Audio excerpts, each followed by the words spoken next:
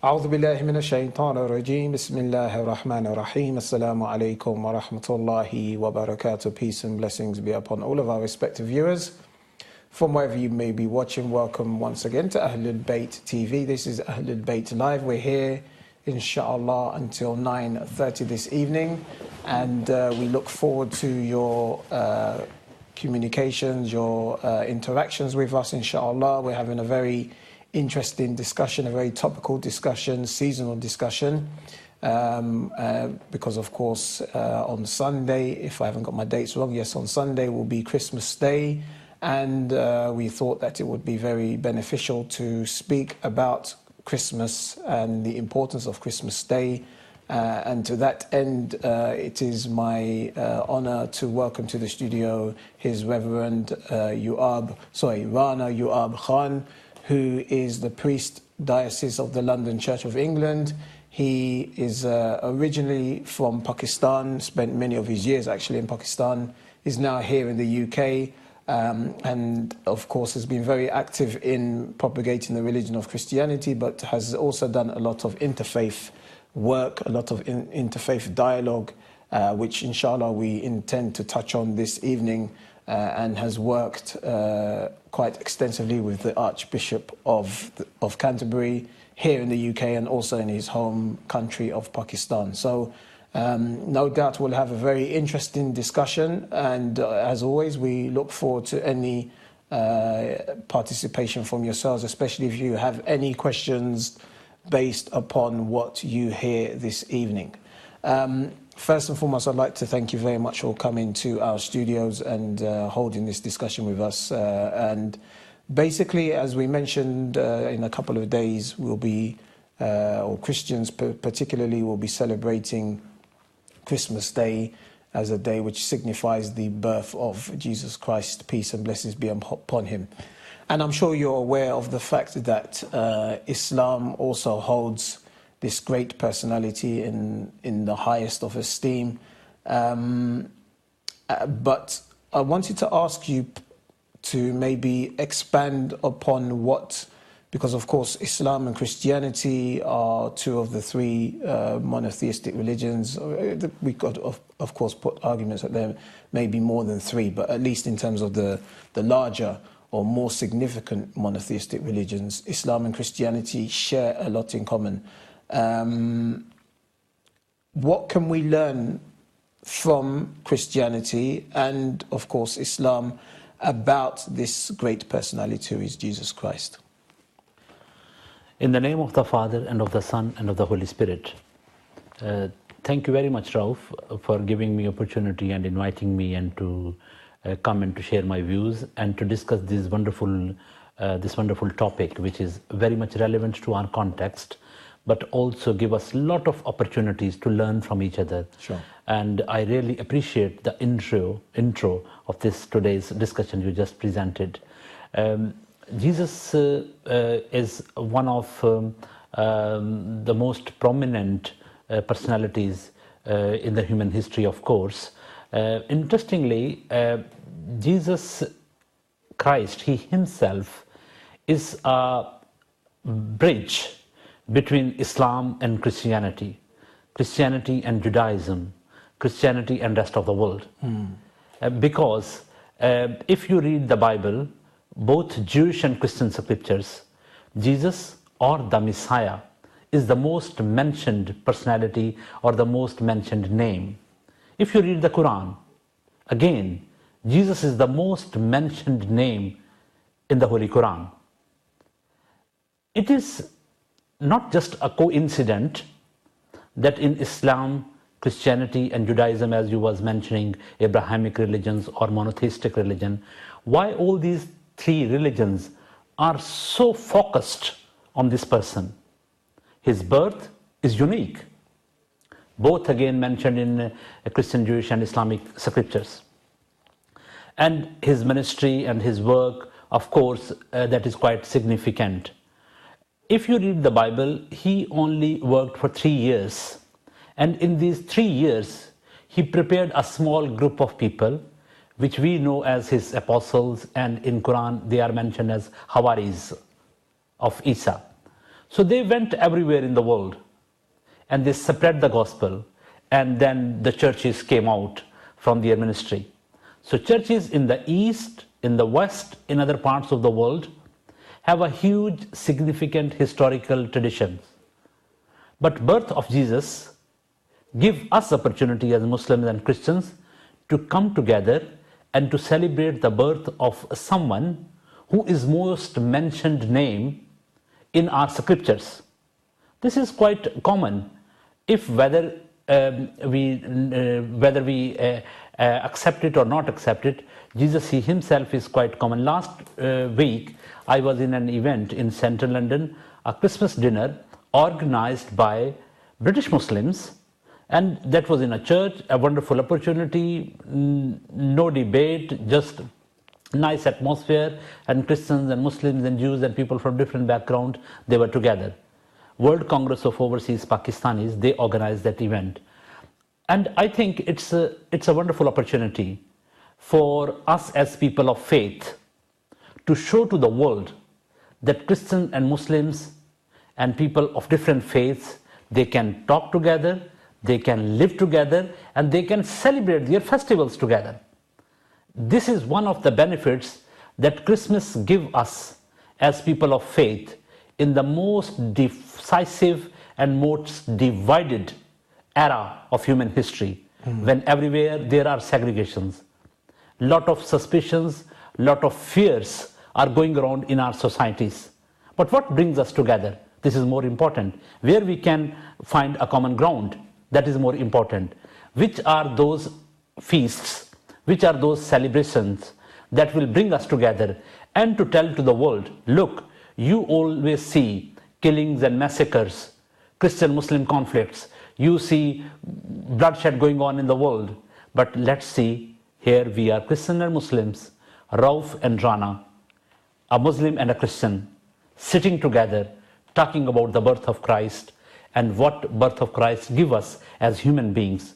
I think a lot of impetus and power and encouragement we get from the birth of Jesus to live together, to work together, and to find opportunities to bring happiness and peace in one another's life. Brilliant. Thank you very much indeed for that beautiful introduction.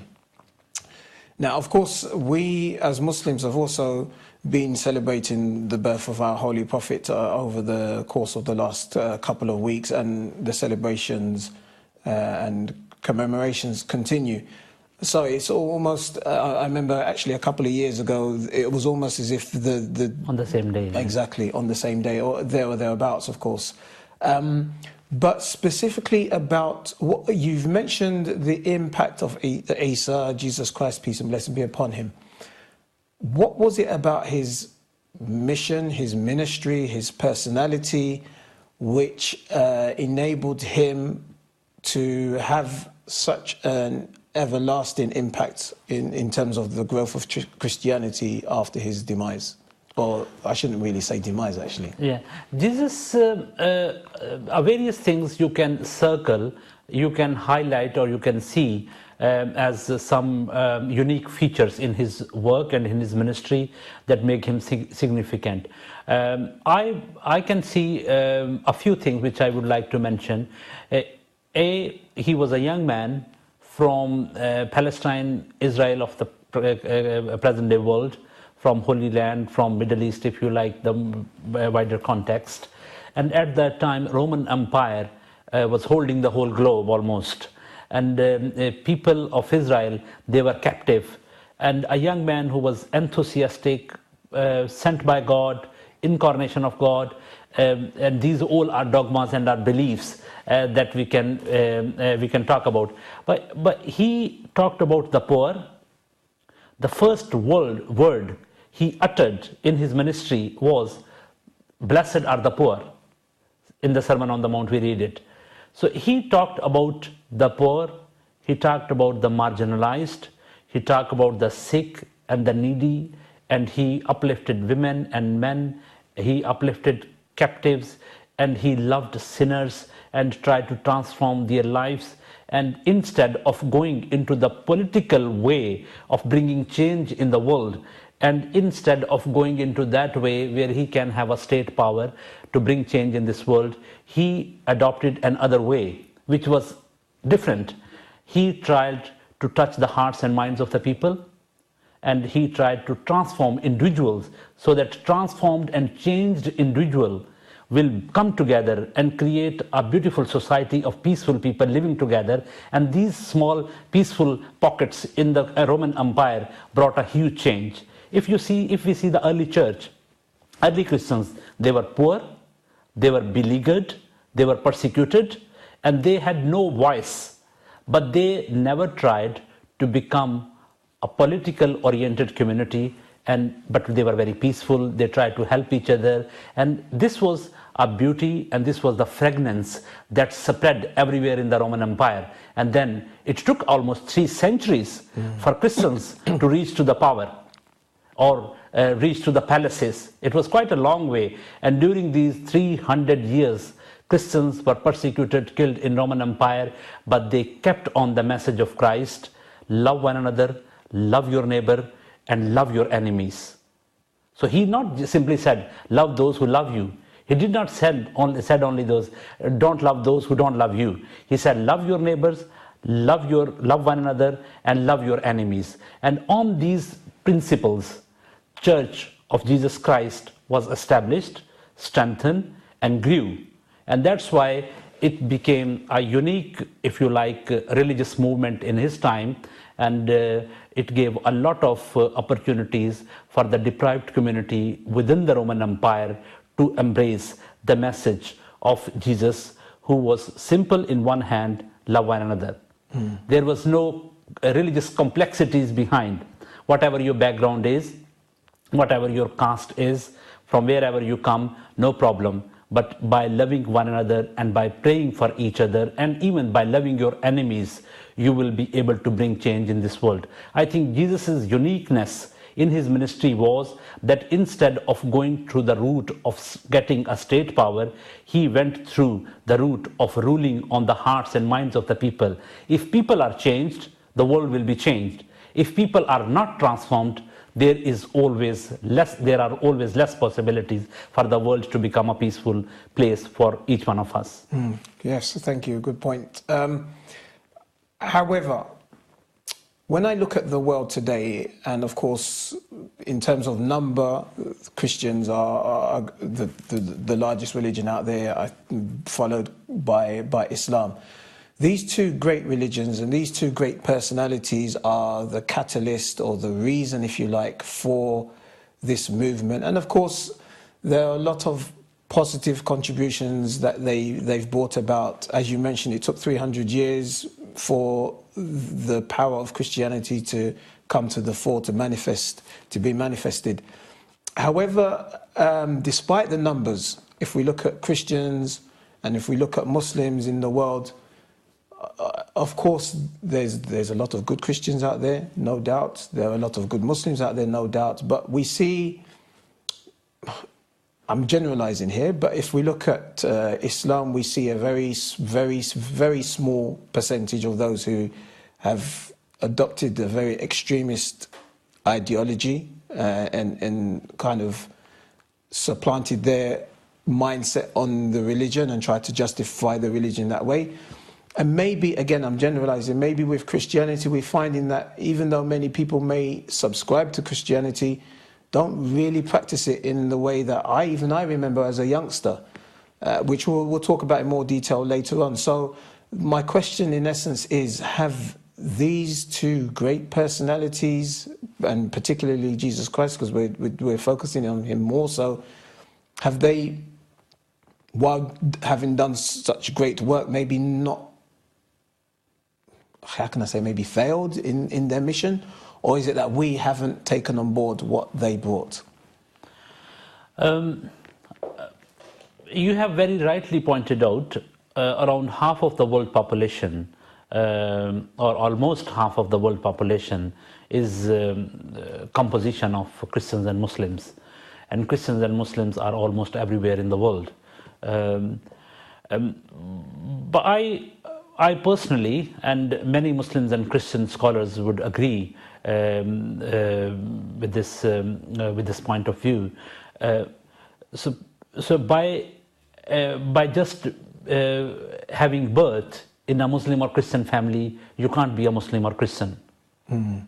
If you are born in a Muslim family or if you are born in a Christian family, so if it makes you a Muslim or if you make it a Christian, so what about if your mother give you a birth in McDonald's? So you can't be a McDonald's burger. So to me it is not important what is the number. To me it is more important what quality we are giving to the world. So prophets and these people to whom you have mentioned, and many other thousands of prophets, millions of prophets and great people who came, they were not interested at all in number. They were not interested in quantity. They were interested in quality. If you are one alone in the whole city, and if you have ability to stand on the truth, you have been able to please the Spirit of God. God is happy with you because you are on His way. So to me, it is more important how good practicing Muslim or Christian or whatever our faith is, we are. Because God is not interested at all in quantity. He is interested in quality, how much faithful my people are. And secondly, Jesus, He Himself talked about that very explicitly and very clearly.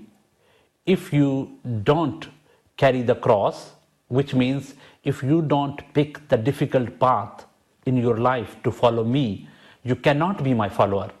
Because the way which leads us to God and divinity, that is not easy way, full of thorns and persecution and problems, because people will hate you when you will speak truth.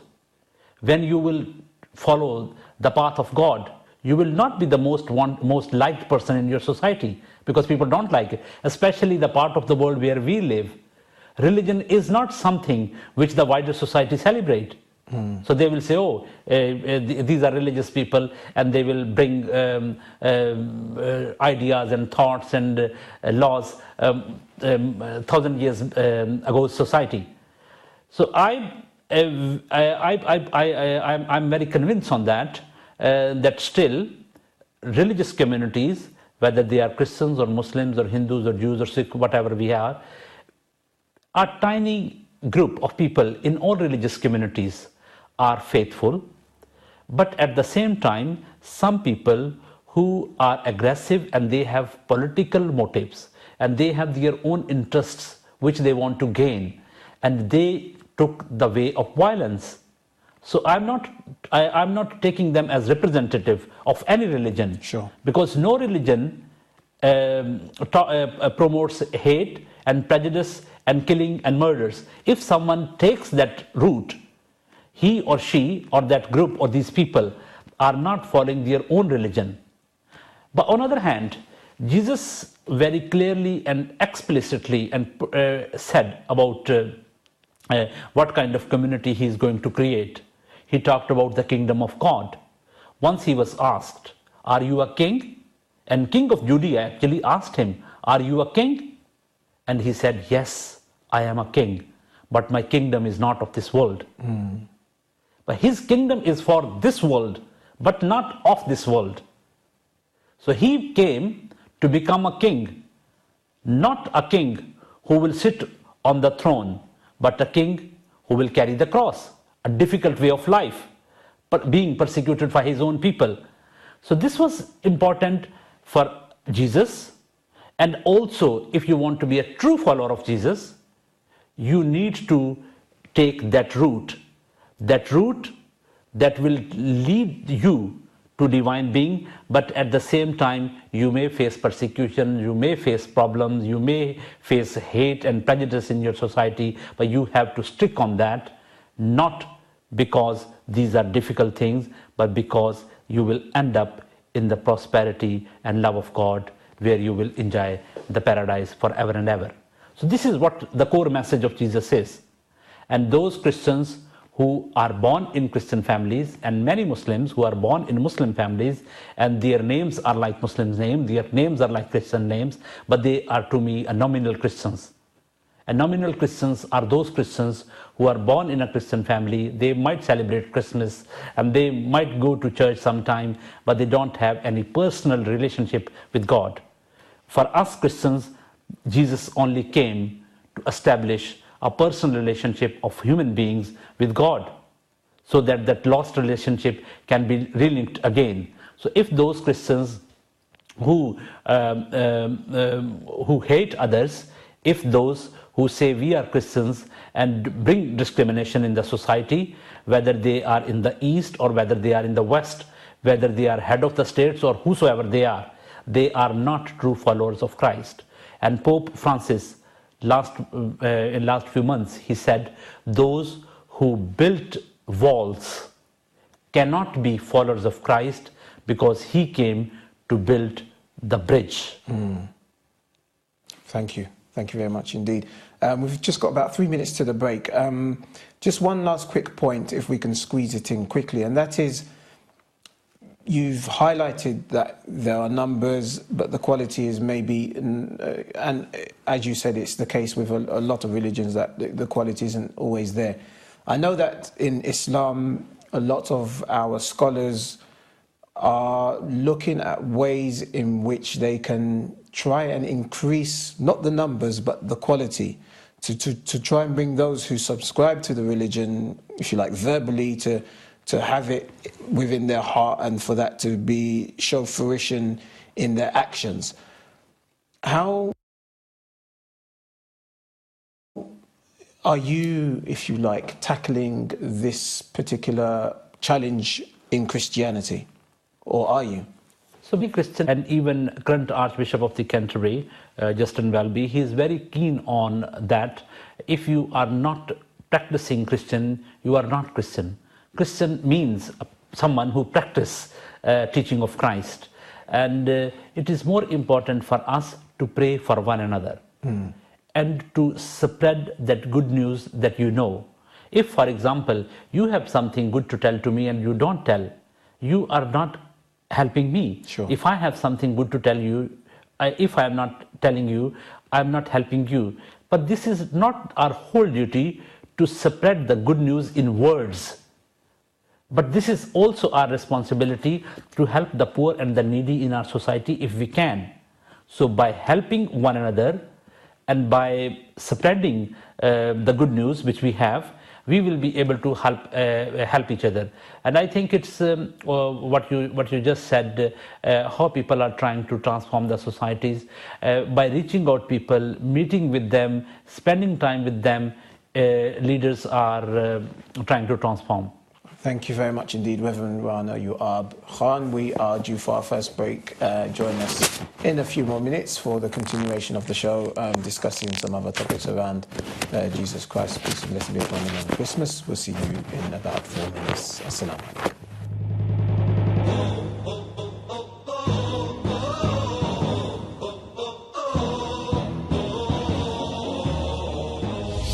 Assalamu alaikum, welcome back to Ahlul Bayt TV, Ahlul Bayt Live, with our guest, the Reverend Rana Uab Khan, who has been kind enough to spend some time with us this evening discussing the personality of Jesus Christ, peace and blessings be upon him. Very interesting introduction we had, and remember, if there's anything that you hear and would like to ask any questions about, or anything you would like to comment on, then please feel free to call it in. We're here until 9:30, inshallah.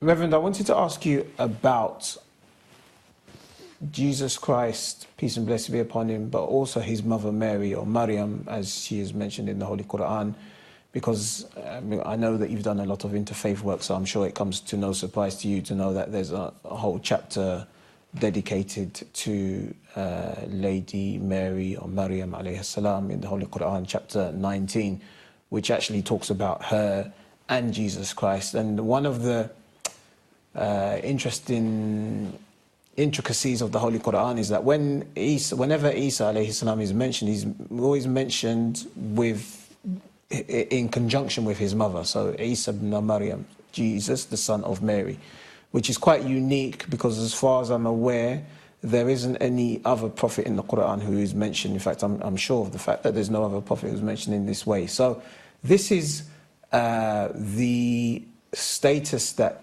Mary and of course Jesus, peace and blessing be upon both, have in Islam. Is this something that Christians generally are aware of or no? Yes, Christians who are born and brought up in multi-religious contexts, they are, of course, they are aware of, and those Christians who are born and brought up in Muslim-majority context countries, they are, of course, aware of it. And people who have any interest in interreligious studies or comparative studies, they are aware of it. And a growing, if you like, growing understanding of knowing one another, especially in the Western context, because of the immigration in last few decades from the East to the West, also highlights these things which we are discussing today. So Jesus and Mary and Christianity is not alien to Islam, and Muslims have already some kind of information about we Christians read in Quran, read in the Bible. Yes, of course, many Christians are aware of it. But as you mentioned, Mary's name is mentioned in the Quran, and it is interesting that Jesus is always mentioned with reference to his mother. Yes. Maybe very rare it happens, and in the society 2000 years ago, it was quite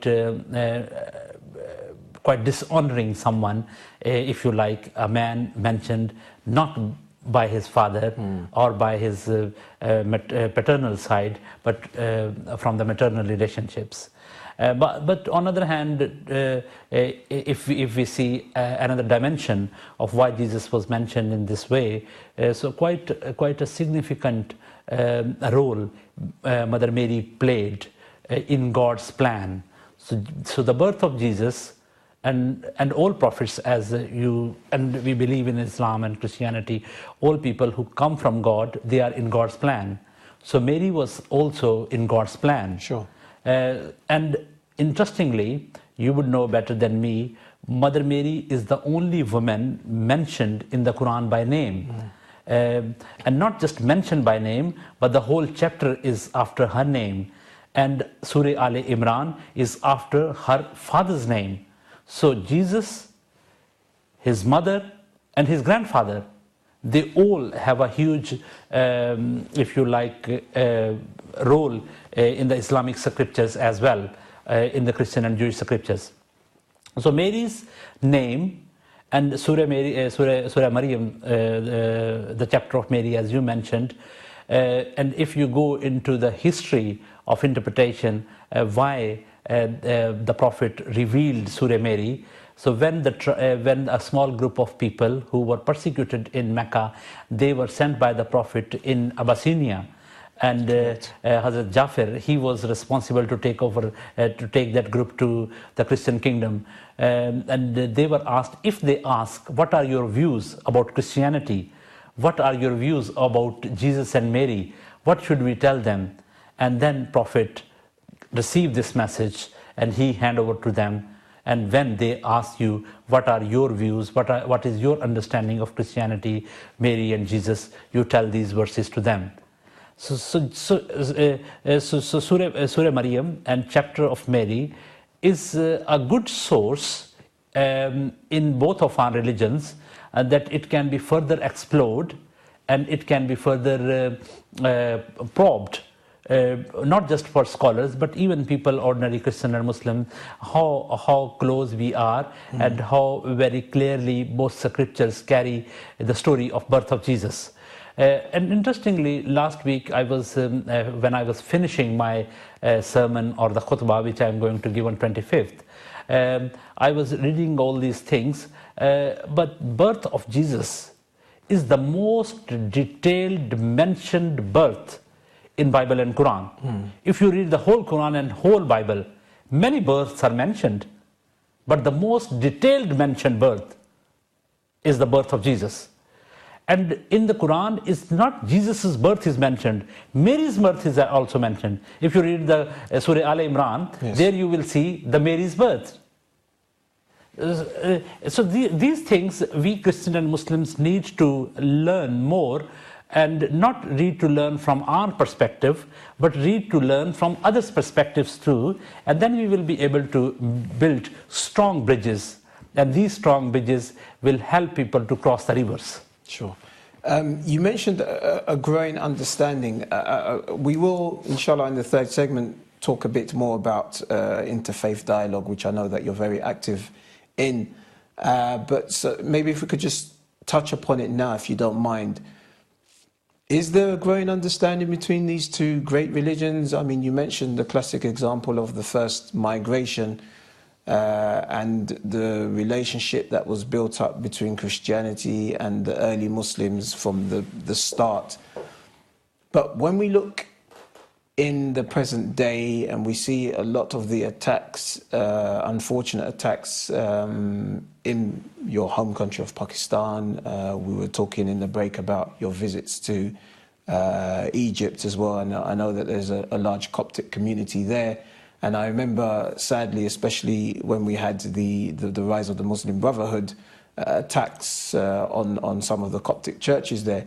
Do we actually live in an age where there's a growing understanding between these two religions, or have things taken a turn for the worse because of some of the incidents that have taken place over the last 20, 30 years? Of course, this is a quite painful reality, which we need to look into deeply, and we need to digest, and we need to cope with this. There is a growing fear among Christians living in Muslim majority countries, like you mentioned, Egypt, Pakistan, and many other countries, where they feel insecure. And unfortunately, at the same time, they see some militant groups theologically fed. So if a militant group is politically fed, then you can cope with it in a different way. But if a militant group is theologically and ideologically deeply rooted in their own religious tradition, are instigated, or they move because of that ideology, that it is not very easy to deal with this. But on the other hand, Christian and Muslim scholars around the world, they sit together and they discuss all these difficult issues, as well as they talk about political and social harmony in the world.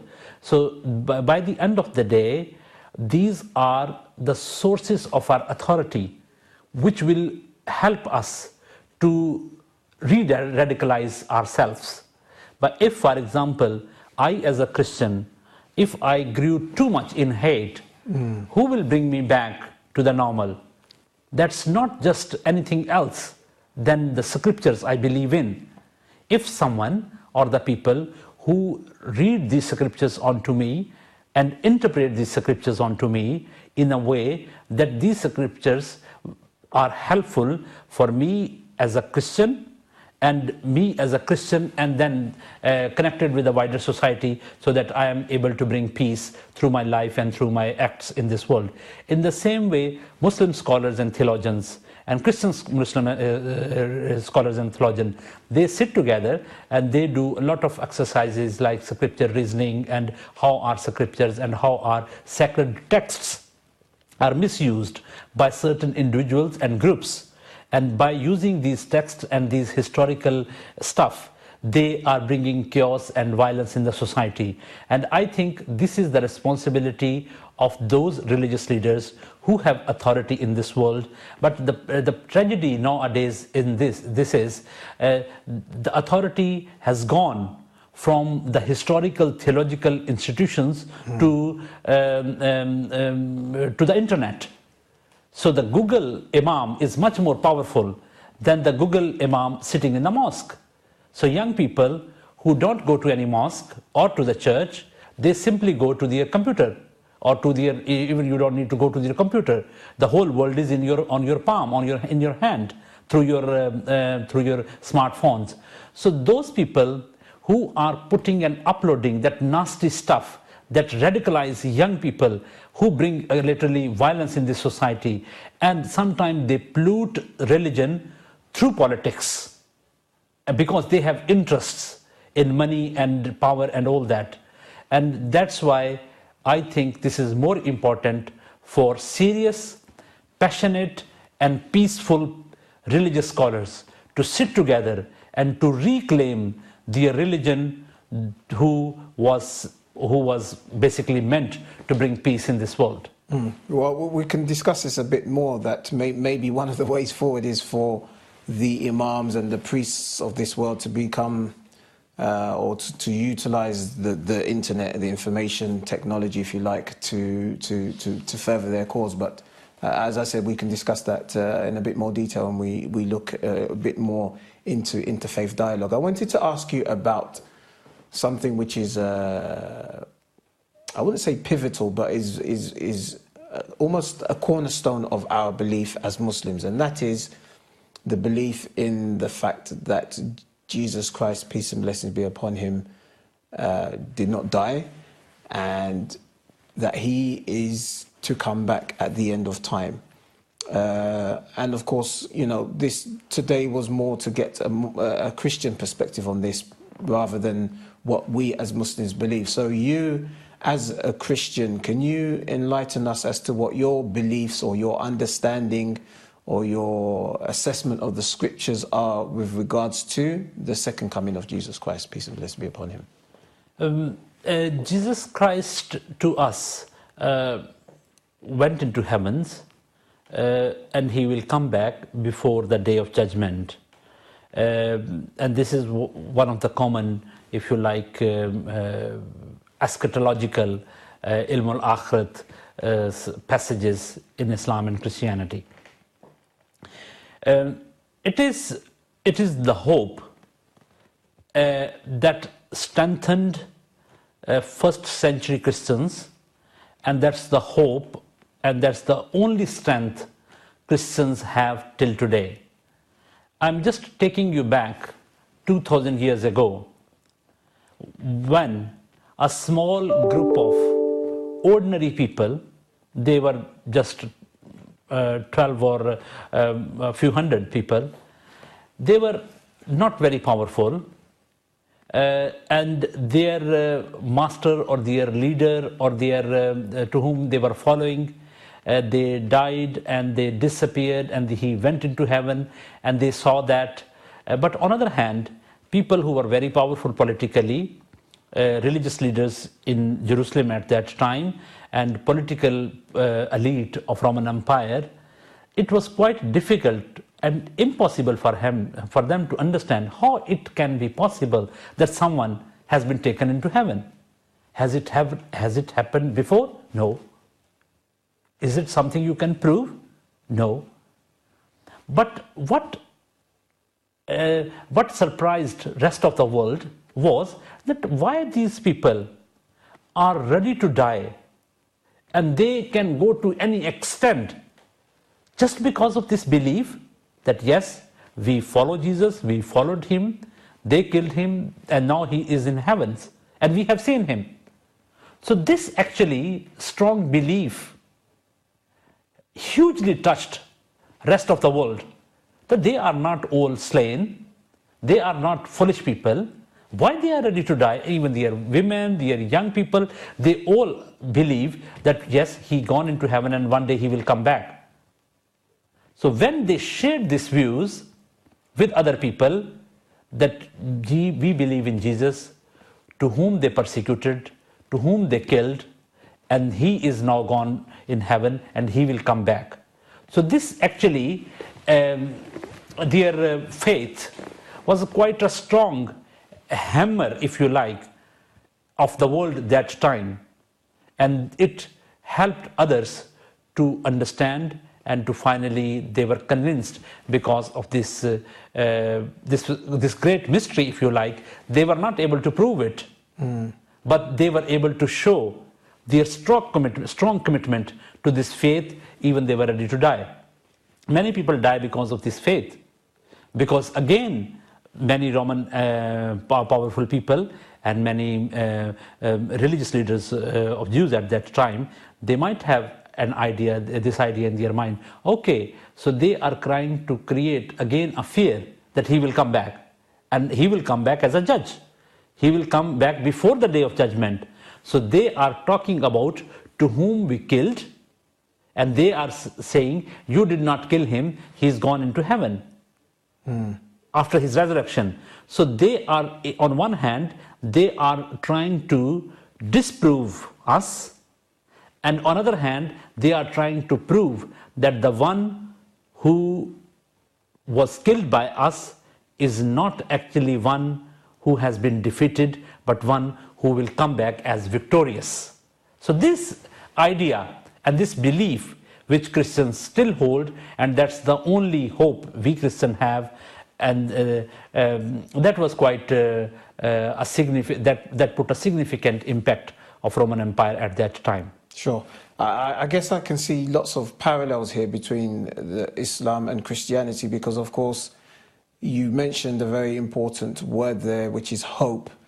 And of course that's something that Muslims can relate to as well. And at the beginning you mentioned the Sermon on the Mount, and one phrase that has always stuck with me over the years is where Jesus, peace and blessing be upon him, says, the meek shall inherit the earth. And we have a very similar verse, not verbatim, but a very similar verse in the Holy Quran as well. And of course, in addition to that, you have this concept of martyrdom. Now, again, there are some who have misunderstood the whole concept of martyrdom or holy war from an Islamic perspective, but martyrdom, i.e. dying in the way of God on that righteous path, is seen as something very laudable in Christianity and Islam, which is what you were discussing just now. Yes. In Christianity, the word martyrdom comes from the Greek word martyrio, and martyrio is the same word we use in Arabic for shahadat. Shahadat, yeah. Shahadat is not just a physical death. Shahadat is basically mean to witness. Correct. And in the martyrio, Greek word also means to witness. So you are, if you give your life, if you are died while you were witnessing the Christ or witnessing the truth, you are shaheed, you are martyr. So martyr is, in Christianity, it was clear in early centuries, martyr is not someone who died in the battlefield. Martyr is someone who died when he or she was evangelizing. I think that's the little and quite clear difference in Islamic concept of martyrdom and Christian concept of martyrdom. Christian concept of martyrdom does not include physical fight or battle, but it includes shahada, when you witness the truth, and on that route or on that way, if you die, you are martyr. And early Christians, and even today, many Christians, when they lose their lives, when they were worshipping the Lord, or like what happened in Egypt, we say they are martyr. But later, if you see in the Christian history, kings and monarchs in the Western world, they made their armies and they had their political interest. They invaded the world and they said, all those who died, they are martyrs. But from Christian perspective, or from the biblical perspective, or from the Christ perspective, this is not a Christian, there is no concept of Christian war. I guess that has a lot to do with the saying or the practice of Jesus Christ. And again, I acknowledge the fact that this is where there's a divergence from maybe the Islamic understanding, but that concept or that practice of Jesus Christ, where he states that if somebody slaps your cheek, then you should turn the other cheek and offer that cheek for him to slap as well. Is that where this comes from, this mindset? And not just from this mindset, because Jesus's emphasis was a non-violence resistance. you will be able to bring change in the world by becoming a resistant, someone who resists the violence, but not through violence, but resist the violence, but through your steadfastness on non-violence, but steadfastness on the truth. So many people in the human history, like Martin Luther King or Mahatma Gandhi, and many people, they were Mahatma Gandhi, like for example, he was not a Christian, but he was a follower of Christ, especially as far as his political understanding of non-violence was, and he was a great admirer of Sermon on the Mount. So Jesus, when he said, "Turn your cheek," it doesn't mean that he is trying, he's asking you to just become victim of violence, but he is helping you he's helping you to be strong enough that you will not defeat the violence or violent people through violence. So there are two ways to create, to stop violence. Stop the violence through your power, or stop the violence by transforming the violent people. So if you are a policeman, your duty is not to just going and to counseling and start from there, but your responsibility, prime responsibility, is to stop the crime. But Jesus, when he is talking about all these things, pray for your enemies or turn your cheek, he is not basically asking you to allow the violent people to create more violence in the society, but to give a strong message to them that your violence cannot kill our humanity. We still love you, and we will love you until though you are going to kill us. So by showing your love, and you will be able to transform others. Though this is a long way and difficult route. Sure. That's why we have not been able to successful yet. If the whole humanity adopt this way, if everyone start turning his or her cheek, I don't think there will be any violent person in the world. But because many of us don't go to that route, many of us try to think that only way to stop violence is the violence. If you don't use your power to stop those people who are doing nasty things in the world, they will just carry on with these things.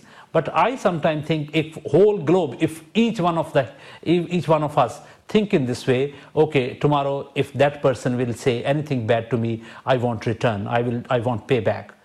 And if that person will slap on my one cheek, I will turn my other. But if everyone think in that way, there will no one who will slap on someone's cheek. So Jesus' message is not only for Christians, but Jesus' message is for the whole world. Sure. But Christians, at least, they should start practicing these things. Sure. We've just got a couple of minutes before the break. Just very quickly, if you don't mind, of course, when we talk about the second coming, we don't have any explicit verses in the Quran that discuss the second coming. We get this from the hadith literature, quite detailed in some respects.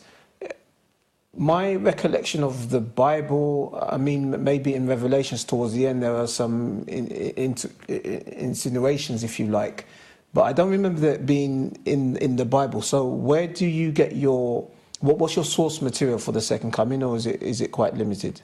One of the most detailed theme mentioned in the Bible is second coming of Jesus. For example,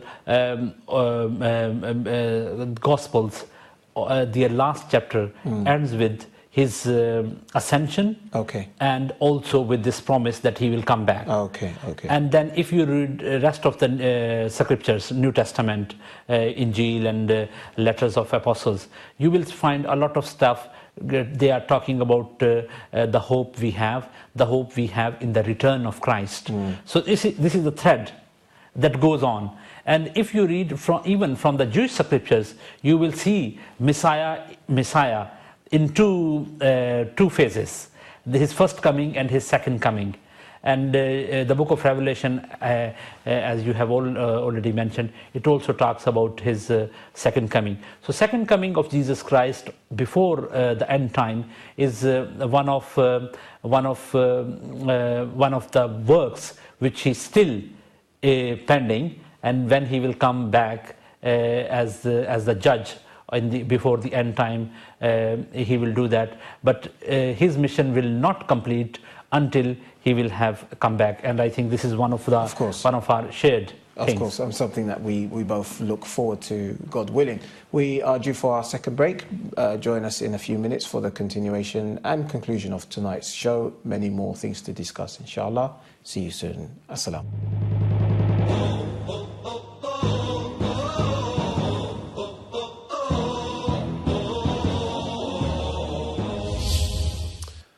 Assalamu alaikum, welcome back to Ahlul Bayt Live this Friday evening with our guest Reverend Rana Yuab Khan, forgive me, I'm just about getting around to it, who is the priest diocese of the London Church of England, and alhamdulillah has been sharing his knowledge about Christianity with us, and of course his knowledge about Islam with us this evening. We have learnt a lot about Christianity and the similarities between these two religions, and of course being very close to 25th of December, we have been focusing the discussion on the personality of Jesus Christ, peace and blessings be upon him. We're going to take a slight, not detour, but diversion, if you like, in our discussion now, because I know that you are very active in interfaith dialogue. And I wanted to ask you what you believe to be the role, purpose and benefits of interfaith dialogue here in the UK and worldwide generally in the 21st century. Interfaith dialogue looks that it is a new phenomenon, and it's a new trend. But interfaith dialogue in different shapes has always been present wherever diverse communities live together. Christianity flourished and grew in a very diverse context. The world of Jesus' time, especially the area in Near East, they were very culturally and religiously diverse societies. There were many sects within Judaism, and then in the other wider Middle Eastern context, there were various religious traditions. And there were different people from different linguistic backgrounds. And in that context, Christianity grew. They knew how to live with people who are different in their ethnicity and different in their religion. But if we see in today's world, in many parts of the world, there were a lot of good work is going on, which brings people from different faith and different faith backgrounds together. But also at the same time, we see there is a lot of growing fears, and people don't want to know, they don't want to sit with one another. The reason behind is not the religion. Reason behind is some of bad things going on in the world in the name of religion. So that's why many people here in the West especially, they have a fear. If religion get more strength in the society, maybe our societies will also become like those parts of the world where there is chaos, killing and murders in the name of religion. So I think interreligious dialogue and interreligious relations provide us opportunity where we can enable ourselves to discuss difficult issues and the things which we all face in our life, and we can get inspiration and help from our respective religions how we can deal with these things. Interreligious dialogue doesn't mean that we will compromise on our religious truths. Interreligious dialogue doesn't mean that we need to put the dust under the carpet. Interreligious dialogue provide us a forum or a place where we can be good friend, confident on our own religious traditions, and we are able to discuss difficult things.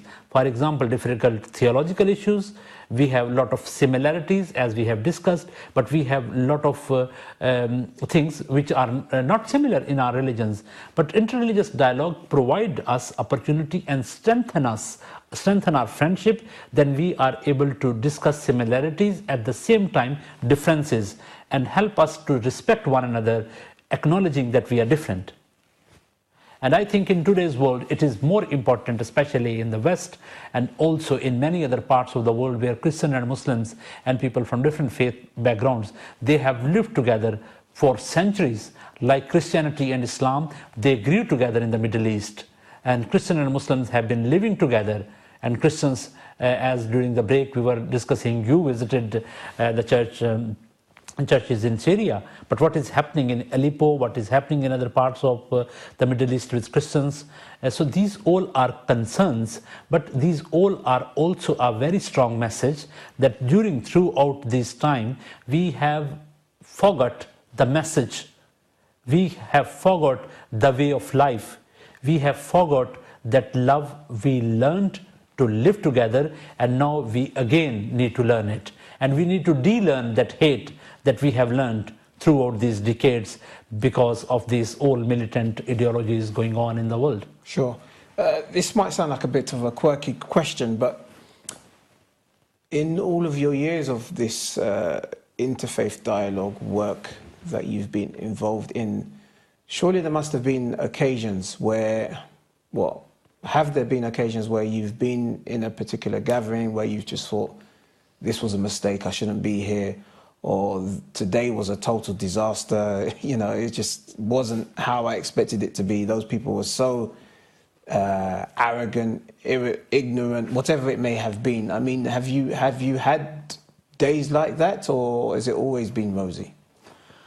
I don't think it happened at any time when I was so disappointed.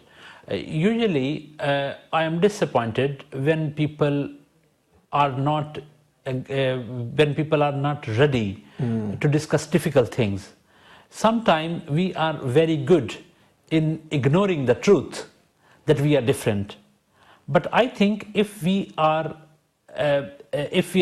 good enough, and if we want to work and collaborate as good friends, we need to be ready for that. And I haven't, for example, a couple of years ago, I was invited to preach in a mosque in Luton during a Jummah namaz. So the Imam presided the namaz and I preached, but I went there as a Christian priest. And I appreciate my brothers and sisters in that mosque in Luton who were ready to receive a Christian priest who was going to give a sermon, if you like, in the mosque. And many times I meet my Muslim friends in their homes, in different events, and we are discussing these issues today together.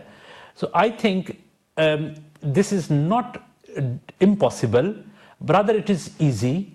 But if we are aware and if we are ready, that if we will be discussing some difficult issues, there is not going to be a blast.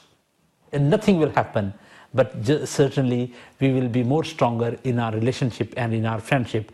But I am sometimes disappointed when people are more interested in nice and sweet things, and they intentionally tried. We will not offend others, but just try. And when they go back to their home, and then these things which they should have actually discussed there, they discuss back at their homes or in their mosques and their churches. I personally, I am very frank, and I love it, and I respect my Jewish, Christian, Muslim, Hindu, Sikh, Muslim brothers and sisters who are of that mind that God has made us on His shape. He loves each one of us. And He wants us to be good citizens, good human beings in this world. And good human beings are not those who are not able to discuss difficult issues. Good human beings and good friends are those who are able to discuss difficult friends. Like in our relationship, brothers, husband and wife, good friends, they discuss difficult things. and take many challenges in their life. Sure. Whether that's children education, whether they are building a new home, whether they are getting married, they are one of the members of their family. They all work together and take that task as challenge, pool their resources together and put their energy together, and then they are able to fulfill and meet with the challenge. So in the same way, if people from all faith backgrounds, if they sit together, acknowledging that we are different, our differences might have huge, but even then we have a lot of commonalities. Let's bring our commonalities together and let's acknowledge one another's differences and work together for the common good. Sure. Look the hungry and the needy who are around us. If your religion stops you to help them, review your religious views. And if your religious views help you to help them, and work with those who may have a different religious views, but they can work together on certain common issues. Sure. Islam, Christianity, Judaism, I guess majority of the religions in the world, obviously, for the most part, preach the respect of others, regardless of what their theological belief may be. Now, when you're, again, slightly quirky question, but more personal to you, when you're engaged in these interfaith dialogue discussions or forums, seminars, etc., do you find it more challenging to maybe enter into discourse with those who are not part or do not subscribe to one of the Abrahamic religions?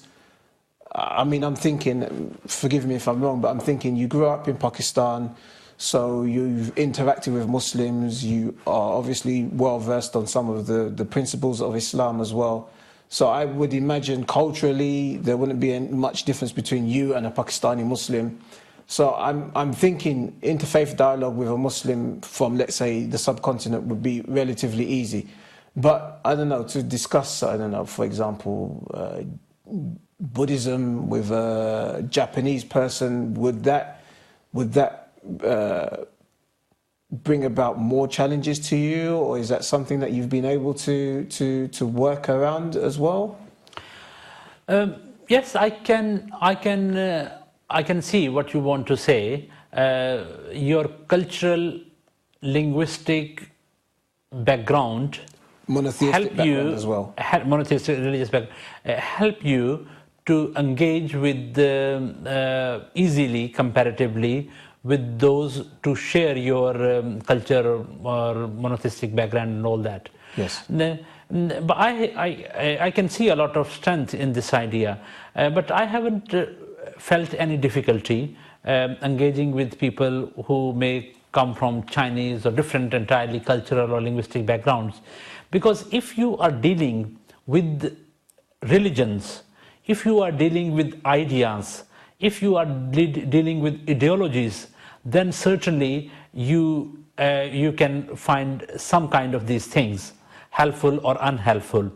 But if you are interested in people, if you are interested in human beings, whatever their religious background is, whatever their cultural background is, by the end of the day, the language or the most spoken or understood language in the world is not mentioned in any letters or grammar or the spoken words. The most understandable language is the language of love. If you can speak the language of love, I think all creatures will understand. Even tiny creatures, dogs and cats, they understand that language. Children who may not be able to understand our eloquent sentences or our language, but they can understand the language of love. So whatever your cultural background is, if you are unable to speak in the language of love, that is the most easy, that's the easiest and the most spoken language in the world. I think this is to me the core of interreligious dialogue or any kind of interaction we have with those who are different from cultural point of view, different from religious point of view.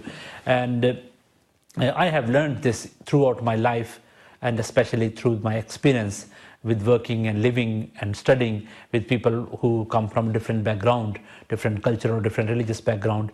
If you are able to speak the language of love, you are able to build strong bridges which will help others to cross the rivers and gulfs.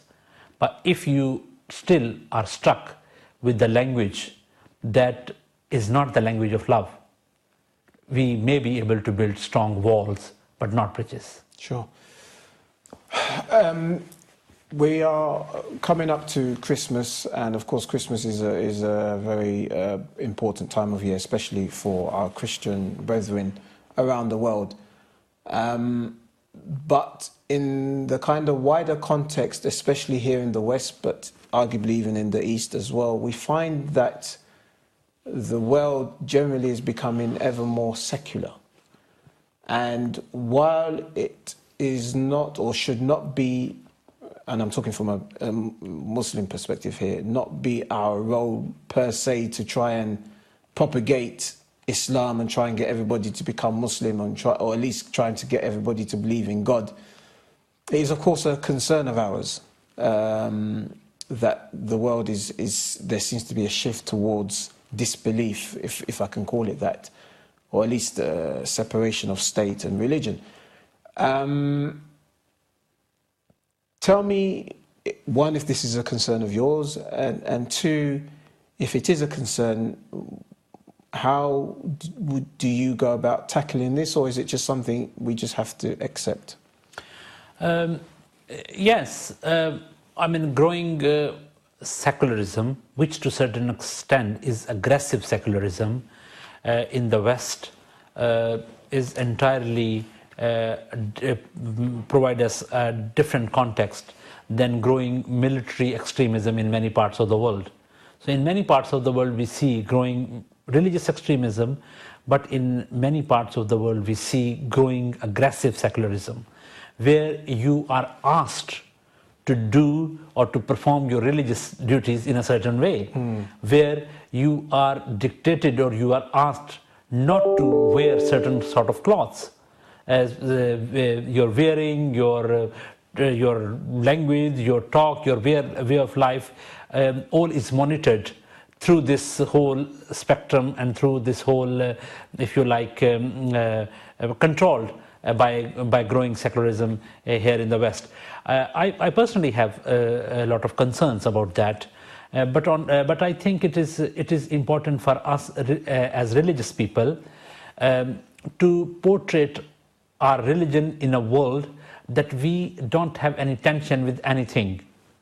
And if in the midst of this growing secularism, we are able to prove that still religion matters, then we will be able to bring change in this world. Again, I am going back to my earlier argument, which I said, you can't stop violence with violence, but you can transform violent people by the generous and unconditional love you have. In the same way, secularism, or the growing aggressive secularism we see here in many Western contexts, and especially I have sympathy, many times we see Muslims are victim of it. But on the other hand, we should also try to see how we will put ourselves in this society and what we are bringing to this society, what the wider society is getting benefit from our religion and from our religious communities. I can give you example of a religious group of people from Iran. They went to, before Christianity and Islam I am talking, sure. Zoroastrians. Yes. When they went to India, and people in India, they were a little bit concerned. They had some suspicions who these people are. They have fair complexion, taller, with their sharp noses. Who these people are? Have they come to conquer us? What are their intentions? So a group of people of local tribes, they invited them, come and tell us about you, who you are. They were Zoroastrians from Iran. They were basically interested in business and that kind of stuff. So they said, okay, who you are, tell us, and what you will be doing in our societies. They said, we are from Persia. We are from Iran. We have come here to India to live. And we found this is a prosperous land. And we thought this is a good place to live, where people are living in harmony with each other. But he said, okay, what you will be, they were asked, how you will bring newness or renewal in our society, and what actually you are different, your language is different, your culture is different, what changes you want to bring here? They said, okay, what is a holy drink for you? Because at that time in India, and still, milk, cow milk was a holy drink. They said, give me a bowl of milk. Yes. They gave him a cup of milk, and the Zoroastrian guy who was chief of among these people, he went inside and brought white sugar. He put that white sugar in the milk, mixed it, and said, taste it. And taste was different, but color was not different. Taste was different, but color was same. But before that, Indian used to use brown sugar. They had no understanding, and they haven't seen the white sugar before that.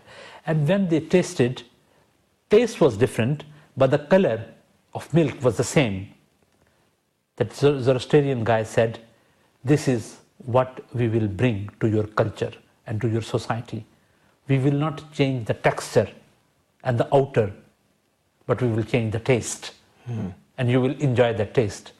I think religious communities here in the West, which is a different context, instead of going into that situation where we'll have more fear of the growing secularism, we need to bring the beauty of our religions to empower one another and to flood the world with the love we have.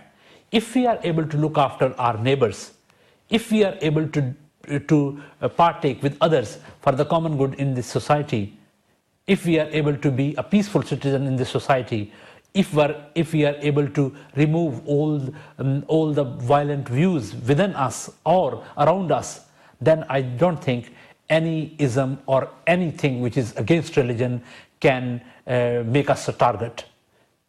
But I think this is more important for Christians and Muslims and Jews, whatever our religion is, to be vibrant in this society and to be seen doing things of common good. If people who don't believe in God, if they will see us, we are loving one another, they may believe God. And this is one of the sayings of Jesus Christ. When they will see you love one another, love your neighbor, and love your enemies, then when they will see you loving yourself, loving your neighbors, loving your enemies, then they will understand there is someone who has created them and who has empowered them to love others. I think the easiest and quickest route and way to deal with this secularism and anything against our religion or religions is to love one another. And if we are able to tell to the world that the core purpose of our presence in this world is not just to grow as a religious community, but to help others to grow as human beings. And I think that's the only way that we can combat, we can deal with all anti-religious views in this society. If we are able to love others, I don't think they will say, oh, he's a Muslim. Oh, I was wrong. Muslims love others, Christians love others, Jews love others. But if we don't love others, then we will bring bad name to our religion. Sure. This is what has happened and what is happening in many other parts of the world. When people kill others in the name of religion, when people bring violence in the name of religion, those who don't believe in God, their ideas get stronger. They say, okay, what they got, they believe in God and they hate one another. And we don't believe in God and we love one another. So those who don't believe in God, it looks they are following God. And those who believe in God, it looks they don't follow God. Good point. Yeah, we have a very good point. And of course, I'm sure many of our viewers will if not all of our viewers can take some inspiration from that, of course, to inshallah give us further vigor and determination to, of course, better ourselves. Finally, we've only got a few minutes left. I wanted to dedicate more time, but unfortunately we run out of time. As I mentioned to you in the break, I've noticed over my years that the event or the day of Christmas Day has become less and less religious. It's become more of a commercial time. Of course, it's a time for families, it's a time for getting together and meeting your loved ones. Is that a regret of yourself? Is there anything that can be done about this? Yes, of course.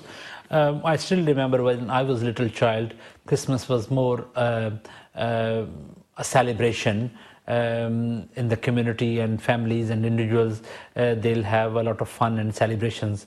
But nowadays, the people who have interested money and economics is really grabbing each and every part of the society, including religious festivals, whether that's Christmas and now other festival of other religions too.